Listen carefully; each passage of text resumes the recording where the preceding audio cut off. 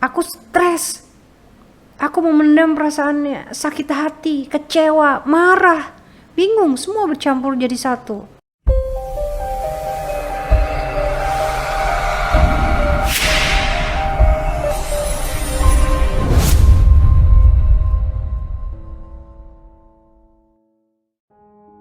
Assalamualaikum warahmatullahi wabarakatuh. Sahabat jiwa yang tercinta, aku harap kamu dalam keadaan baik, sehat, dan sejahtera. Namun jika kamu sedang dalam perasaan frustasi atau mengalami kekecewaan yang teramat dalam, percayalah, tidak akan lama lagi kesehatanmu akan menurun. Itu jika kamu tidak segera menghentikan kesedihan hatimu. Gimana? Mau kan menghentikan kesedihan hatimu? Begini, aku punya cerita. Ini dari temanku Alicia. Dia tinggal di sebuah kota yang jauh dari aku tinggal. Suatu hari dia bercerita banyak tentang kehidupannya. Ceritanya ya tentang kesedihan hatinya, yaitu stres menghadapi suaminya yang bolak-balik selingkuh. Akhirnya dia juga bercerita bagaimana dia bangkit dari kesedihannya itu. Begini ceritanya. Iya, betapa tidak. Berbulan-bulan bahkan bertahun-tahun hidup dengan orang yang aku percaya. Beberapa kali diselingkuhi. Kebodohanku kala itu adalah aku tidak menceritakan hal keburukan suami kepada keluarganya ataupun keluargaku atau kepada orang tua atau saudara lah, atau orang yang ada dekat kami. Ya entah itu kebodohan atau apa, aku juga nggak tahu. Jadi intinya bahwa kesedihan hatiku itu berlarut-larut gitu. Aku diam memendam perasaan kecewa, marah, benci. Ya, tahu tidak, bukan hanya itu. Jadi sifatnya yang arogan dan juga temperamental itu membuatku menjadi pribadi yang pendiam karena aku takut kepadanya. Dia akan dengan mudah sekali marah-marah hanya karena hal-hal sepele. Bahkan ia bukan hanya marah melalui ucapan saja, tapi tindakannya cenderung ya destruktif gitu. Ya entah itu menendang barang yang ada di dekatnya atau langsung kepada fisik saya. Ya seperti menendang lah, atau kalau bahasa Jawanya menjoglo kepala ya. Jadi kepala tuh dijoglok pakai, disodok pakai tangan gitu kepala gitu ya, dengan cara mengejutkan. Bahkan emosinya itu cenderung naik kalau melihat anak kami menangis. Sebagai orang tua bukannya semestinya menjadi penasehat, tapi justru ikut marah. Sangat disayangkan sih. Bahkan dia tuh gak segan-segan untuk menyiram kepala anak dengan air minum yang ada di gelas. Belum lagi kalau anak gak mau makan nasi, udah nasinya itu bisa memenuhi wajah anak. Gak tahu caranya seperti apa pakai tangan dia nasinya tuh dijejel-jejelin masuk ke mulutnya. Terus kalau dia marah gitu terus udah ke wajah anak gitu. Pokoknya ngeri deh, emosinya sangat tinggi. Kasihan anak kan. Belum lagi aku harus merasakan detak jantung yang berdebar sangat kencang nih. Itu waktu dia bertelepon gitu ya dengan selingkuhannya, atau SMS-nya gitu. Kalau dulu SMS ya, belum ada WhatsApp. Mereka ngobrol sampai larut malam gitu, dan entah apa yang diobrolin. Ya bukan hanya main perempuan, dia juga suka membeli togel ya. Aku jarang dikasih uang belanja, bahkan cenderung tidak diberi uang gitu. Ya mungkin karena aku juga bekerja mendapatkan penghasilan sendiri kan. Gaji dia aku nggak tahu berapa dan aku nggak memikirkan itu. Iya, intinya lama lah aku tidak dinafkahi secara lahir gitu. Ya paling kalau dia habis bayaran, anak dibawa ke market terus dibelanjain jajan gitu. Ya waktu itu kami masih tinggal di rumah orang tua dia. Untuk makan sehari-hari aku masih ikut mertua. Pokoknya enak banget deh. Bukan hanya itu ya. Yang paling aku sedihkan itu ketika dia ya berselingkuh itu gitu. Beberapa kali aku menemui nomor-nomor asing yang nggak tahu, yang mencurigakan gitu. Ketika aku telepon perempuan di sana, ada suara lembut perempuan manja gitu kan di sebelah sana ya. Itu kan bikin aku deg-degan gitu, jantungku tuh berdebar sangat kencang. Aku merasa bahwa dugaanku itu benar, dan hal itu berlangsung bukan hanya sekali, itu bisa berbulan-bulan, bertahun gitu. Kalau malam hari dia tuh pergi entah kemana, nggak tahu. Pulang juga nggak tahu jam berapa karena dia kan bawa kunci sendiri gitu kan. Pokoknya rumah tanggaku tuh benar-benar nggak sehat. Aku stres. Aku memendam perasaannya, sakit hati, kecewa, marah, bingung, semua bercampur jadi satu. Sampai suatu hari aku hampir mati karena serangan jantung kecil.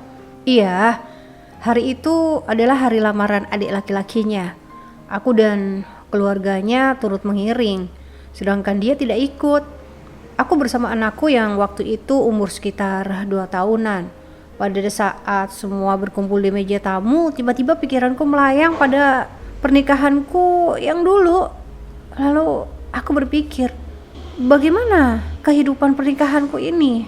Bagaimana, seperti apa aku diperlakukan? Dan banyak sekali pikiran-pikiran bahwa aku dalam keadaan teraniaya, siksaan batin, fisik ya. Secara tiba-tiba setelah aku berpikir seperti itu, seluruh badanku terasa dingin. Aku merasa seperti masuk angin. Kepalaku sangat pusing. Dadaku sebelah kiri agak ke bawah. Itu seperti senut-senut kecil-kecil, seperti tertusuk jarum cekit-cekit gitu. Sakit sekali. Keringat tuh terus mengucur di kepalaku. Aku minta izin ke kamar mandi. Waktu itu kakak perempuannya atau bude dari anakku mendampingi aku ke toilet. Di dalam toilet aku dikerokin pakai minyak gosok, bagian depan dikerokin, kemudian leher sampai memerah gitu. Perutku sangat mual, rasanya ingin muntah, tapi nggak muntah gitu, cuma mual sekali. Dan yang aku khawatirkan, nafasku pendek-pendek, aku nggak bisa bernafas, dadaku sakit sekali. Kakak iparku bilang mukaku sangat pucat. Akhirnya aku pulang sendirian pakai sepeda motor sebelum acara selesai. Nah, sedangkan anakku ikut rombongan mobil dengan saudara-saudara yang lain. Sampai di rumah, aku masuk kamar dan melanjutkan mengerik badanku sendiri, ya sebisaku lah, semampuku. Tapi biasanya kalau sakit masuk angin dikerik gini bisa sembuh, tapi kok ini enggak ya, rasa senut-senutnya masih, terus nafasku juga masih sesek gitu, belum hilang juga ya kan. Udah gitu mual gitu, rasanya tuh seperti hampir pingsan beneran, tapi aku coba tahan untuk gak pingsan. Beberapa saat kemudian, saat aku nyengir-nyengir kesakitan gitu sambil memegangi dada kiriku yang sakit, rombongan tiba di rumah. Kakak nomor 2 dari suamiku yang laki-laki mengetahui aku sakit. Aku diajak ke rumah sakit untuk berobat, tapi aku menolak. Aku gak mau, dia memaksa. Aku menolak karena aku berpikir aku gak punya uang, tapi dia memaksa supaya aku pergi ke rumah sakit. Sampai akhirnya aku bersedia dibawa ke IGD. Aku diantarkan kakak iparku yang laki-laki naik mobil dan didampingi suami juga. Tapi aneh banget, maksudku gini loh, di dalam perjalanan menuju rumah sakit, aku tuh duduk sendirian di mobil bagian tengah, sementara suamiku tuh duduk di sebelah kakaknya yang sedang nyetir gitu. Aneh banget kan, orang sakitnya dibiarin sendirian, bukannya suaminya yang mendampingi. Jangan dicontoh ya yang seperti ini. Sampai di IGD aku dicek, dokter mengatakan kalau asam lambungku naik sangat tinggi. Iya, setelah beberapa hari pulang dari IGD, meskipun aku gak menginap, aku membaca-baca artikel kesehatan. Dan benar, kalau ada yang mengatakan kalau kesedihan hati dapat membunuh kita. Itu iya, Sungguh itu bisa. Jadi andai saja waktu itu aku tidak berangkat ke rumah sakit, mungkin aku sudah mati. Karena dari analisis dokter, serangan jantung itu bisa bertahan hingga kurang lebih 60 menit lah.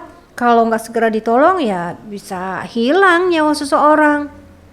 Dr. Karl Menninger dalam sebuah buku dia mengungkapkan bagaimana jiwa dan badan kita hancur karena kekhawatiran, frustasi, kebencian, kemarahan, kesebelan, pemberontakan, serta ketakutan.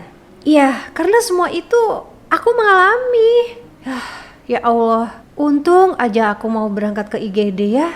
Lalu bagaimana aku bisa bangkit dari kesedihan dan kehancuran itu? Aku melakukan hal yang bodoh, tapi berguna bagi kesehatanku. Aku sok cuek dengan keadaan.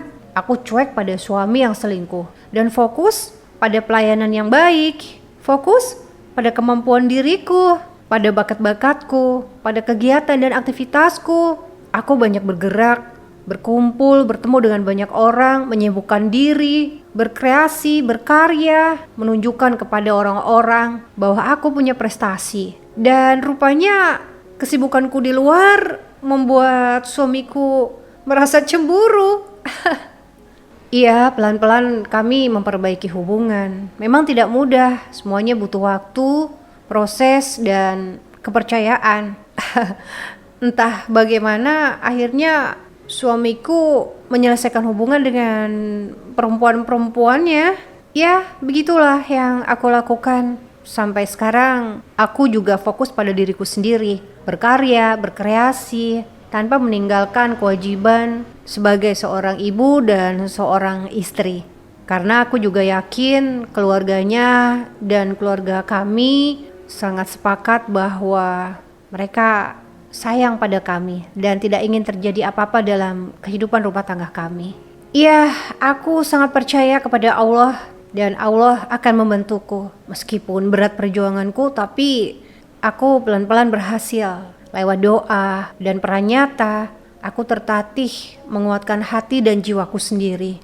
Aku banyak berinteraksi dengan orang lain, banyak membaca, banyak bergaul, dan aku benar-benar melupakan kesedihan hatiku.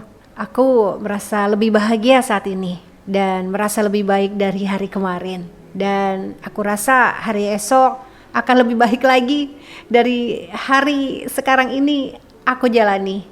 Aku punya rencana-rencana kecil dan juga rencana besar. Untuk aku mewujudkannya perlahan-lahan. Aku sangat yakin aku bisa melakukannya. Hidupku jadi lebih optimis dan aku benar-benar hidup di hari ini. Iya, hari ini aku hidup. Oke, teman-teman sahabat jiwa, begitulah kisah dari temanku yang mudah-mudahan bisa menginspirasi kalian untuk bisa membahagiakan diri sendiri. Terima kasih sudah mendengarkan dan jangan lupa share, komen, dan like subscribe-nya. Sampai jumpa, semoga bermanfaat. Wassalamualaikum warahmatullahi wabarakatuh.